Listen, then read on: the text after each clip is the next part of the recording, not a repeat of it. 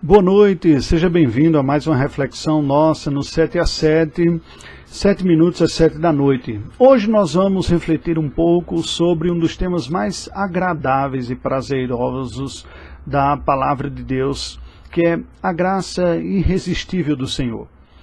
Nós não podemos confundir a graça irresistível do Senhor com a resposta pecaminosa que nós, mesmo cristãos convertidos, às vezes damos à palavra de Deus.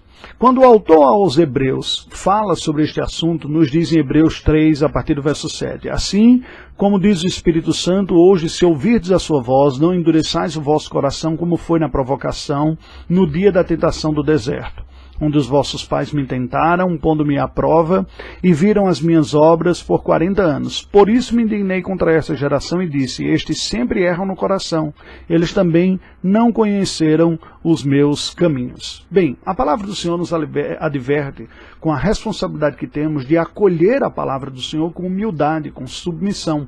Porque há em nós, devido à nossa antiga natureza, a natureza caída ainda presente, ainda há focos de resistência dentro de nós. Contudo, a nossa esperança está precisamente na graça de Deus, que é mais poderosa do que a maior potência humana de resistir ou de manter o coração endurecido. Veja que Ezequiel, ao escrever sobre isso, ao falar sobre esta realidade, nos diz que ele é o que troca o coração de pedra por um coração de carne. O Senhor Deus é quem faz isso. Em Ezequiel 11, 19, nós lemos o seguinte, dar-lhes-ei um só coração, espírito novo porei dentro deles, tirarei da sua carne o coração de pedra e lhes darei um coração de carne.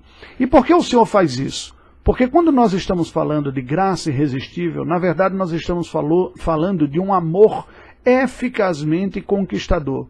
Um amor tão poderoso, como Deus é todo-poderoso, o seu amor também é todo-poderoso. Como Ele é todo-poderoso, a sua graça também é toda poderosa. E, portanto, quando nós percebemos a graça do Senhor trabalhando em nós, ela se mostra infinitamente maior do que qualquer valor ou força de resistência. O profeta Jeremias, no capítulo 31, versículo 3, nos diz assim, Deus falando através de Jeremias para o seu povo, de longe se me deixou ver o Senhor, diz o profeta, dizendo, com amor eterno eu te amei, por isso com benignidade te atraí. De longe se me deixou ver o Senhor. É Ele quem se permitiu ser enxergado, visto. Este amor foi irresistível para o seu povo amado. Com amor eterno te amei, por isso com benignidade te atraí. Bem, esta verdade de Deus poderosa, essa verdade conquistadora da parte do Senhor, é aquela que começa a ser operado quando nós ouvimos a palavra e cremos.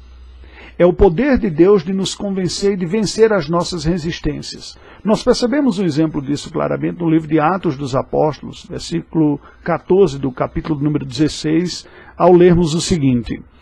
Certa mulher, chamada Lídia, da cidade de Tiatira, vendedora de púrpura, temente a Deus, nos escutava. O Senhor lhe abriu o coração para atender às coisas que Paulo dizia. É o Senhor quem abre o coração dos pecadores para que nós consigamos atender às coisas que são ditas pelos mensageiros. Que Deus nos ajude, que esse amor imensurável, como disse o próprio Senhor Jesus Cristo, eu conheço as minhas ovelhas e elas conhecem a mim. Elas ouvirão a minha voz e me seguirão, e haverá um só pastor e um só rebanho. A voz do Senhor é percebida, é conquistadora sobre o coração das suas ovelhas. Que Deus nos ajude. Essa graça opera de forma irresistível nos eleitos. E eu sei que há muitas caricaturas populares dessa posição de Agostinho. Algumas pessoas maldosamente vão dizer, ignorantemente, vão dizer que é como se Deus estivesse arrastando pessoas pelas orelhas. Mas Agostinho tinha um ponto que nós perdemos. Um tema importantíssimo na teologia de Agostinho é o tema da beleza divina. Havia em Agostinho a ênfase nessa estética do Deus que se dá. quem lê da Trindade fica fascinado com as imagens, não apenas de poder, mas de beleza em Deus. O Deus Trindade, Pai, Filho e Espírito Santo, é o ser mais belo que há. Anselmo vai desenvolver esse ponto e Edwards, no século XVII, século XVIII, melhor dizendo, vai levar essa noção de Deus como o ser mais belo que há, aquele que habita na santidade bela. Ele vai levar esse ao último ponto.